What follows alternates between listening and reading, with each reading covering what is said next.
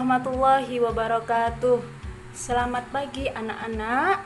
Mari kita lanjutkan materi kita pada pagi hari ini tentang pendidikan agama Islam. Oke, kita masuk ke materi zakat ya. Kita tetap di materi zakat, hanya varian zakatnya yang kita ubah. Kalau pertemuan sebelumnya kita bahas tentang zakat fitrah, hari ini kita akan bahas tentang zakat mal dan juga zakat profesi. Berikut juga dengan orang-orang yang berhak menerima zakat. Dan yang terakhir kita tutup dengan hikmah mengeluarkan zakat. Oke, kita langsung saja. Yang pertama akan kita bahas yaitu zakat mal. Zakat mal di sini ya.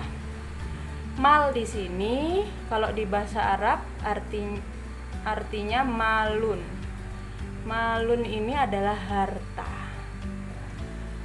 Artinya adalah harta. Jadi zakat mal di sini adalah zakat harta. Oke. Apa itu zakat harta? Zakat harta adalah zakat yang dimiliki oleh seseorang.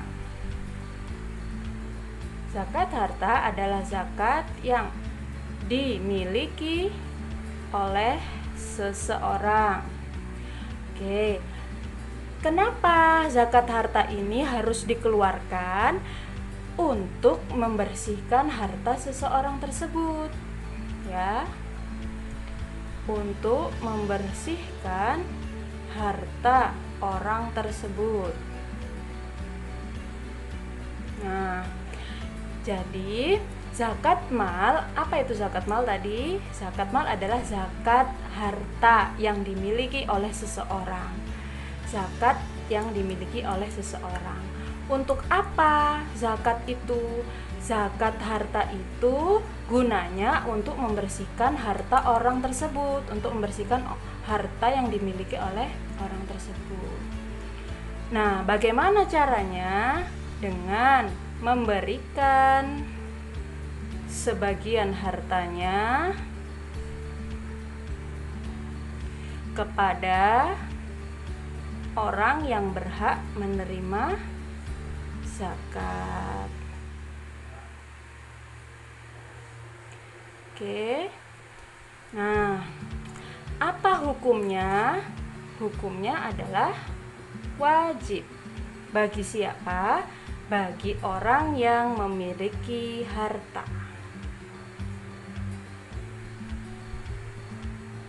Oke, saya ulang. Jadi kesimpulannya, zakat mal adalah zakat harta atau zakat yang dimiliki oleh seseorang. Zakat yang dimiliki atau zakat atas harta yang dimiliki oleh seseorang. Untuk apa zakat itu? Untuk membersihkan harta orang yang bersangkutan. Bagaimana caranya? Dengan cara memberikan sebagian hartanya kepada orang yang berhak menerima zakat. Apa hukumnya? Hukumnya wajib bagi orang yang memiliki harta. Jadi zakat harta adalah zakat yang mana zakat itu gunanya adalah untuk membersihkan harta kita. Kenapa kok membersihkan? Karena sebagian dari harta kita itu ada milik orang lain atau milik orang-orang yang kurang mampu. Begitu ya. Nah, selanjutnya syarat-syarat muzaki. Masih ingat apa itu muzaki? Muzaki adalah orang yang berzakat atau orang yang mengeluarkan zakat. Oke. Orang yang berzakat namanya adalah muzaki. Apa syarat-syaratnya? Yang pertama adalah beragama Islam. Yang kedua, merdeka atau bukan hamba sahaya. Kalau zaman dulu ada yang namanya hamba sahaya, insya Allah kalau sekarang sudah tidak ada ya. Jadi semua adalah orang yang merdeka. Hamba sahaya itu apa? Budak. Jadi insya Allah kalau sekarang kan sudah tidak ada orang-orang yang jadi budak di Indonesia khususnya ya. Kemudian yang ketiga, harta milik sempurna. Maksudnya apa? Harta yang dimiliki adalah hartanya sendiri. Harta milik sendiri. Bukan harta orang lain ataupun bukan harta yang diperoleh dari hasil hutang, ya. Itu adalah maksud dari harta milik sempurna. Syarat yang keempat, hartanya mencapai 1 nisab. Nisab. Apa itu nisab? Nisab adalah batas minimal jumlah harta. Nah, jadi kapan kita harus mengeluarkan zakat harta? Itu ada nisabnya masing-masing. Nisab tadi apa? Batas minimal jumlah harta. Jadi ada batasnya masing-masing ya untuk setiap harta yang kita miliki. Nanti akan kita belajar lebih detail. Kemudian yang kelima, syarat yang kelima, sudah 1 tahun dimiliki. Hartanya itu sudah mencapai 1 tahun disimpan. Dalam beberapa harta yang lain, beberapa harta tertentu tidak harus 1 tahun dia sudah wajib mengeluarkan zakat hartanya. Nanti akan kita bahas. Intinya yang sekarang adalah syarat muzaki, syarat orang yang berzakat, siapa saja yang wajib mengeluarkan zakat harta. Yang pertama adalah orang yang Islam, kemudian orang yang merdeka, bukan budak ya. Kemudian yang ketiga, harta yang dia miliki adalah harta sempurna atau harta milik sendiri, bukan harta orang lain atau harta pinjaman. Dan yang keempat, hartanya mencapai nisab. Nisab tadi batas minimal jumlah harta. Jadi sampai berapa sih, kapan sih kita mengeluarkan zakat, itu nisab namanya. Kemudian yang kelima adalah sudah mencapai 1 tahun. Dalam harta-harta tertentu belum 1 tahun sudah harus mengeluarkan zakat. Nanti akan kita bahas. Oke. Nah, selanjutnya harta apa saja yang wajib dizakatkan? Yang pertama, harta wajib dizakatkan atau harta yang wajib dikeluarkan zakatnya. Yang pertama adalah emas atau perak. Yang kedua, harta perniagaan. Apa itu maksudnya? Harta perdagangan yang diperjualbelikan ya. Yang ketiga, harta peternakan. Punya peternakan sudah sampai 1 nisab, sudah 1 tahun, wajib dikeluarkan zakatnya. Yang keempat, pertanian. Dan yang kelima, rikaz. Rikaz ini apa? Rikaz itu bahasa Arabnya rikazun. Mohon maaf tulisannya agak jelek ya. Rikazun, apa artinya? Barang temuan. Nih ya. Jadi apa saja harta yang wajib dikeluarkan? Yang pertama yaitu emas atau perak. Emas dan perak, bukan atau ya, emas dan perak. Kemudian yang kedua, harta perniagaan atau harta perdagangan. Yang ketiga, peternakan. Yang keempat, pertanian. Yang kelima, rikaz, barang temuan. Nah, kita lanjut. Kita akan bahas yang pertama adalah tentang emas dan perak terlebih dahulu. Yang pertama ya, bagaimana zakatnya emas dan perak itu? Emas dan perak itu merupakan barang yang berharga ya. Emas dan perak wajib dikeluarkan zakatnya. Bagaimana emas dan perak yang bagaimana yang wajib dikeluarkan zakatnya? Yang merupakan harta simpanan. Nah, jika kalian atau saudara kalian atau orang tua kalian mempunyai emas dan perak yang disimpan ataupun dipakai milik pribadi ya, itu wajib dikeluarkan zakatnya apabila sudah mencapai minimal 1 tahun. Jadi punya tabungan emas, baik itu emas batangan, logam mulia, atau emas perhiasan, itu sudah disimpan minimal selama 1 tahun. Dan nisabnya, tadi nisab ya, batas minimal jumlah harta. Berapa kita punya simpanan emas berapa? Akhirnya kita harus mengeluarkan zakat. Kalau emas, dia berjumlah 93,6 gram. Ada pendapat ulama lain mengatakan 85 gram sudah harus dikeluarkan zakatnya. Kalau perak 624 gram. Nah, kalau kalian punya simpanan emas, baik itu logam mulia ataupun perhiasan, sebanyak 85 gram emas, kita gunakan yang ini ya, karena kita ambil yang kecil, kita ambil yang paling sedikit, lebih amannya. Apabila kalian memiliki 85 gram emas dan kalian gunakan emas itu atau kalian simpan minimal selama 1 tahun, maka kalian harus mengeluarkan zakatnya. Sama jika kalian juga mempunyai perak, simpanan perak selama 1 tahun, sudah sampai 1 tahun dan jumlahnya adalah 624 gram, maka kalian harus mengeluarkan zakatnya. Berapa zakatnya? Zakatnya adalah 2,5%. Dari apa? Ya dari 85 gram atau dari 624 gram ini. Bagaimana cara menghitungnya? Cara menghitungnya biar tidak bingung, biar gampang ya. Jadi ini diuangkan. Contoh, hari ini misal 1 gram emas seharga 1 juta misalnya. Kalau 85 gram berapa? 85 kali 1 juta, 85 juta. Nah, kalian punya emas 85 gram, sudah disimpan selama 1 tahun, maka harus dikeluarkan zakatnya sebanyak 2,5%. Cara menghitungnya berarti ya ini, 85 juta diuangkan dulu ya. Jadi waktu kamu ingin mengeluarkan zakat, berapa harganya per gram? Misal, saya buat 1 juta, jadi 85 juta dikali 2,5% atau 2,5 per 100 ya. Nah, 2,5% itu sama dengan 2,5 per 100. Nah, tinggal dikalikan saja. 2,5% dikali 85 juta. Dikali. Ini dicoret nolnya.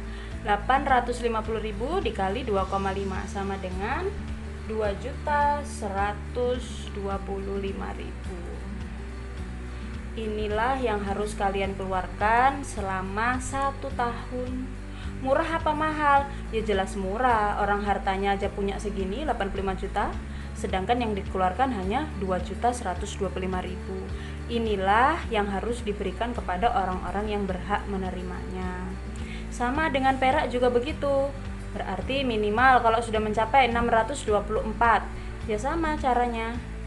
624 tadi kamu kalikan dulu berapa harganya per 1 gram, baru nanti dikalikan 2,5% ini. Sama, emas dan perak jumlahnya sama, zakatnya 2,5%. Cuman harganya kan berbeda.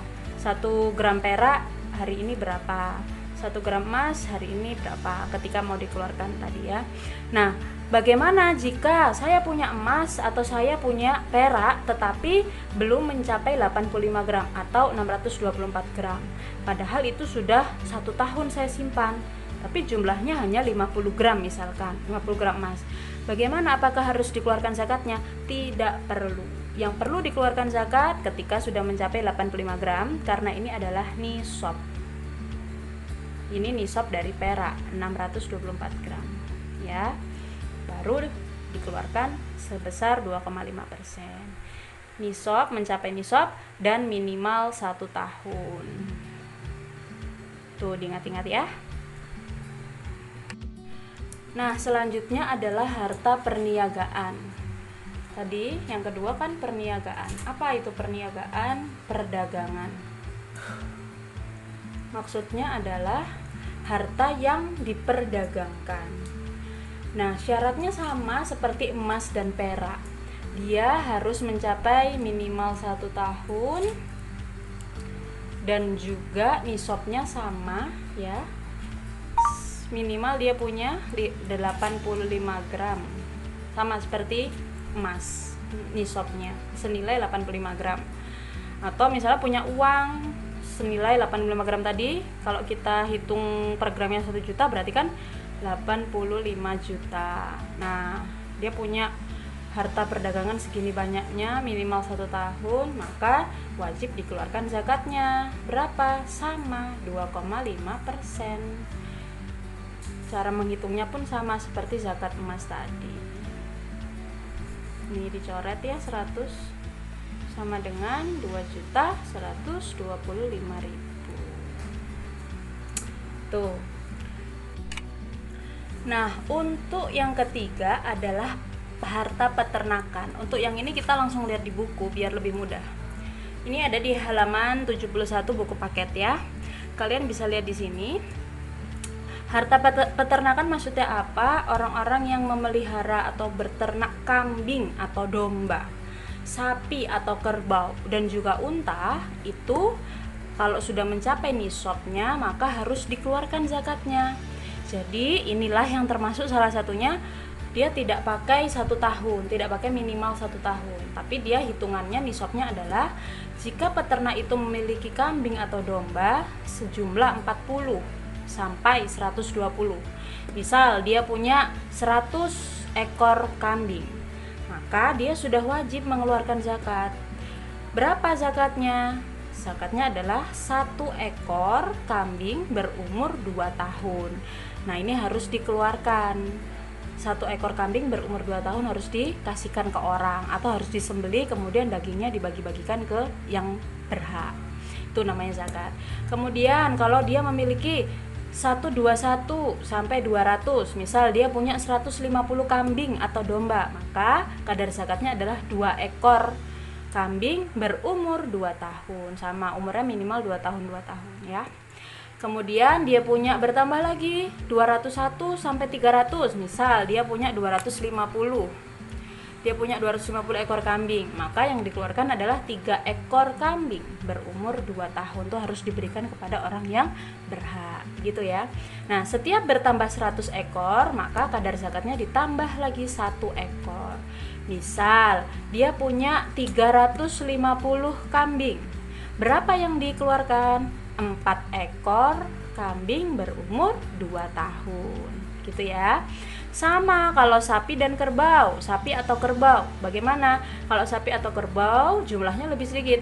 Kalau tadi kambing dia 40 sampai 120. Kalau ini sapi atau kerbau 30 sampai 39 minim. Misal dia punya 30 sapi, maka dia sudah wajib mengeluarkan 1 ekor sapi berumur 1 tahun. Ini wajib diberikan kepada orang yang berhak. Lalu 40, dia punya 40 bertambah lagi, maka harus dikeluarkan 1 ekor sapi berumur 2 tahun. Ingat-ingat. Seterusnya begitu, 60, dia punya 60 sampai 69, dia punya 65 misalnya, maka harus dikeluarkan 2 ekor berumur 1 tahun.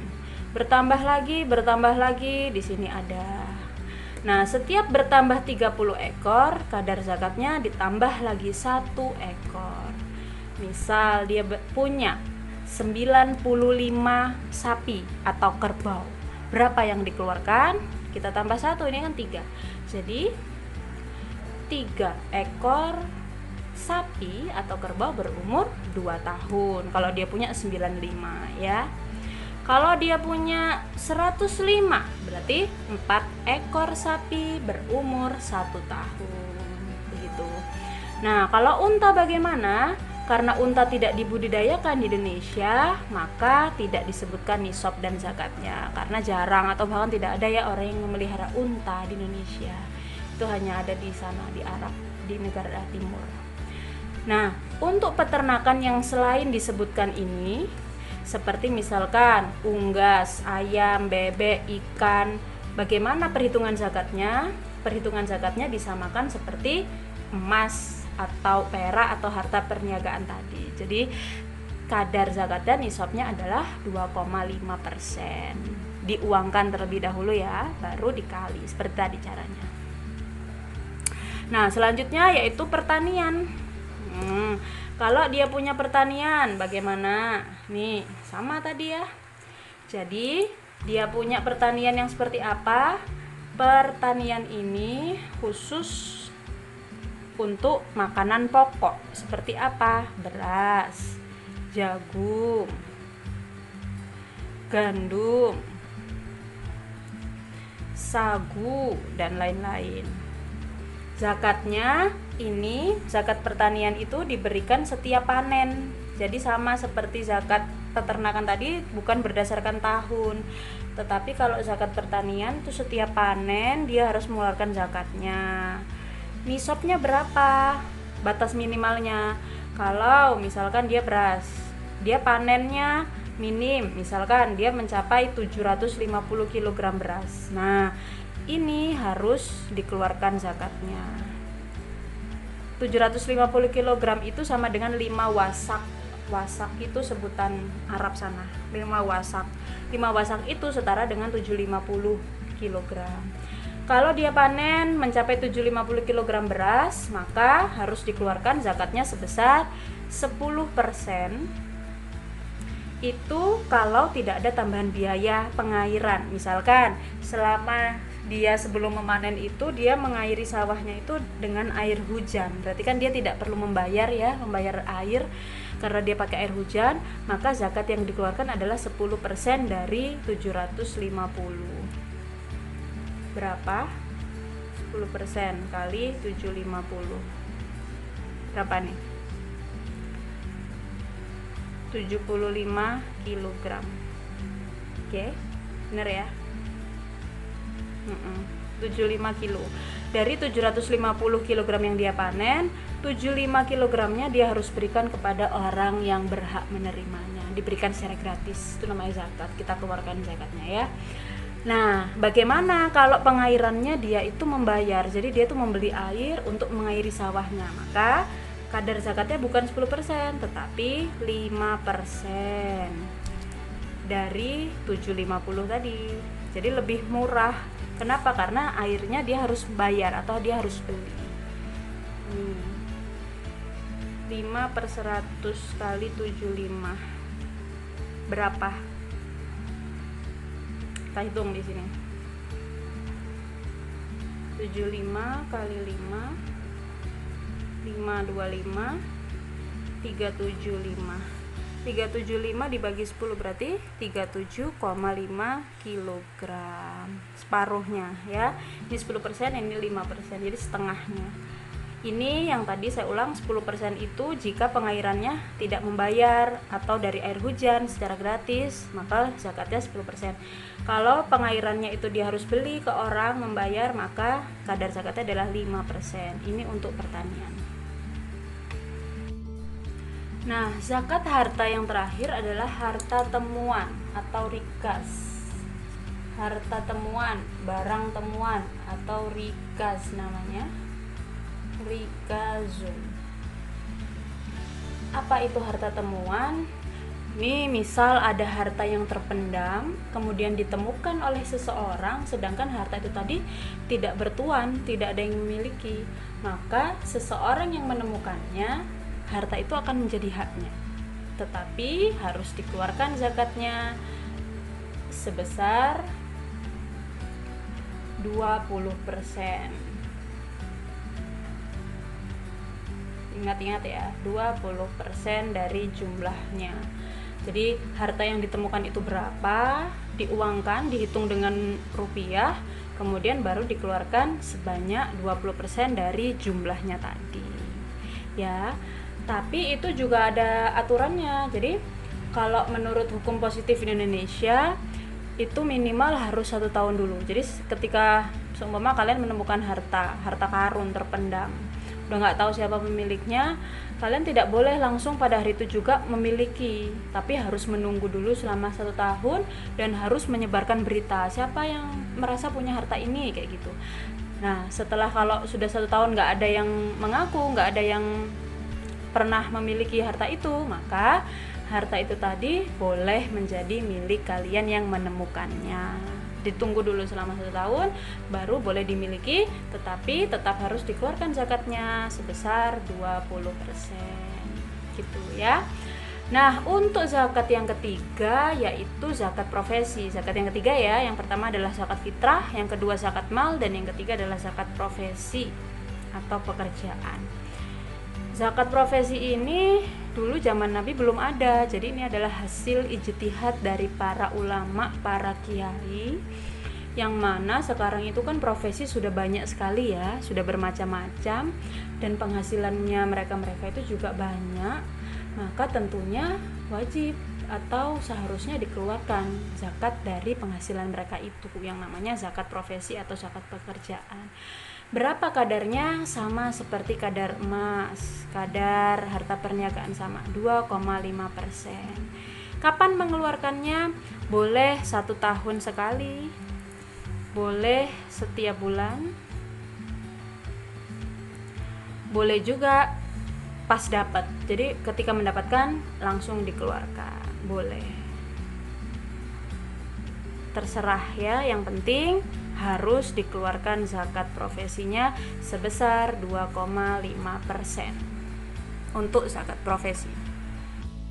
Nah, yang terakhir kita lihat lagi buku paket kita, halaman 72. Orang yang berhak menerima zakat namanya adalah mustahik. Kalau orang yang berzakat namanya muzaki, diingat-ingat. Kalau orang yang berhak menerima zakat namanya mustahik. Sesuai ayat Al-Qur'an surat At-Taubah ayat 60, surat ke-9 ayat 60 ya. Di situ Allah mengatakan bahwa siapa-siapa saja yang berhak menerima zakat, innamas shadaqatu lil fuqara'i. Pertama, lil fuqara adalah fakir. Wal masakini, masakin adalah miskin, orang-orang miskin. Wal amilina, amil. Alaiha wal muallafati qulubuhum, muallafati qulubuhum, muallaf.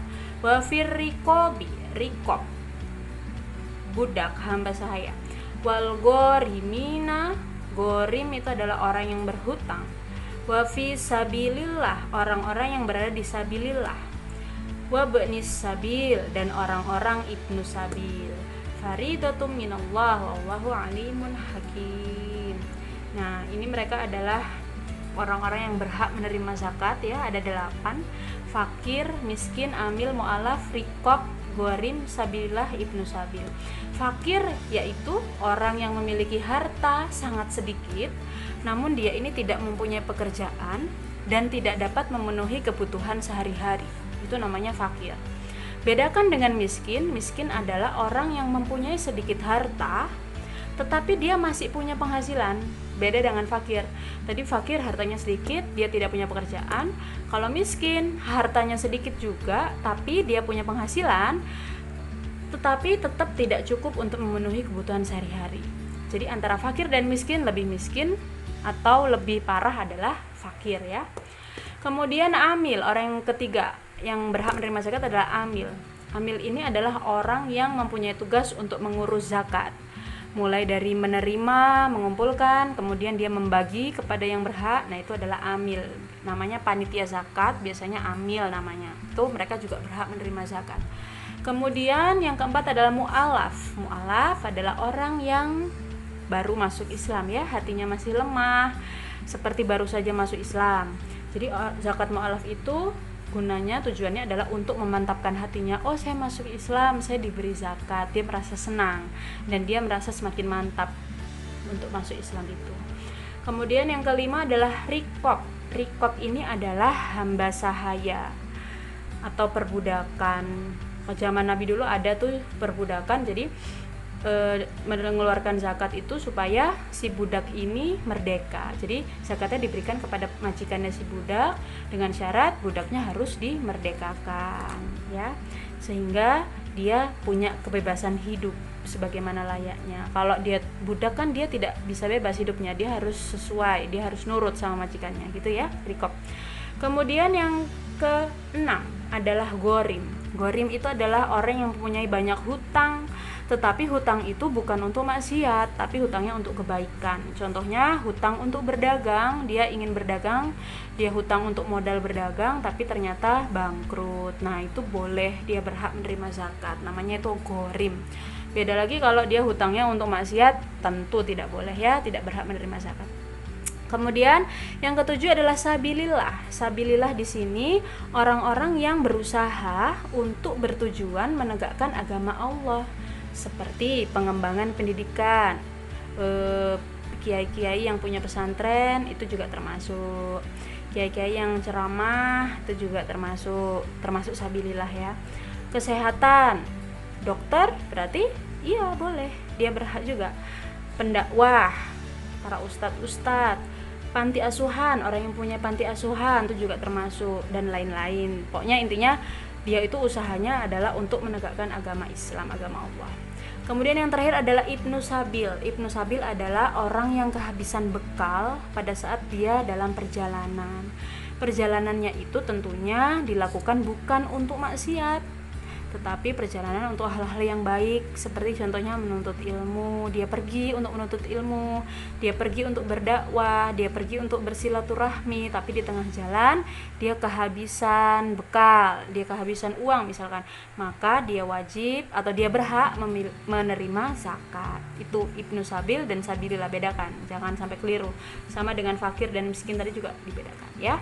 Nah, bahasan yang terakhir adalah hikmah dari zakat. Apa yang kita dapatkan, apa yang kita peroleh kalau kita memberikan zakat, mengeluarkan zakat adalah ini manfaatnya. Salah satunya adalah ungkapan rasa syukur. Kita sudah diberi nikmat yang banyak, maka kita berbagi nikmat kita, karena sebagian harta kita itu kan ada milik orang lain. Kemudian mengurangi kesenjangan sosial antara yang kaya dengan yang miskin. Jadi yang miskin tuh juga bisa merasakan bagaimana sih enaknya punya banyak harta gitu ya. Kemudian menyucikan diri dari dosa dan memurnikan jiwa. Tentunya sama, menyucikan harta juga bisa menyucikan diri, zakat itu. Kemudian menumbuhkan sifat dermawan. Jadi semakin kita sering rutin mengeluarkan zakat, sifat dermawan kita juga akan tumbuh gitu ya.